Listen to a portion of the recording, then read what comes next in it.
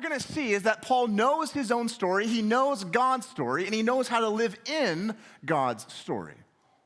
Do you?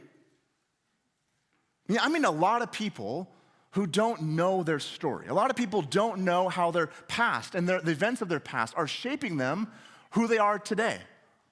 John Calvin says, our wisdom, insofar as it ought to be deemed true and solid wisdom, consists almost entirely of two parts: the knowledge of God and the knowledge of self.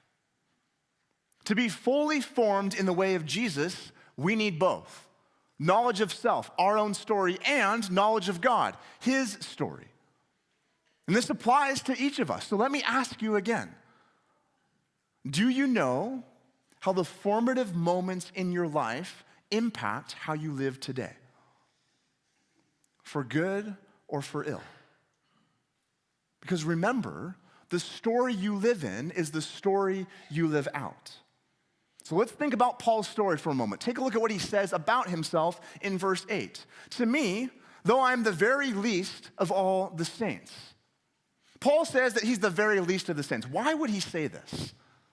Well, in Paul's story, he was, yes, raised in a highly religious environment, and he persecuted. He murdered people in the church. He hated God's people. Yet God redeemed his story.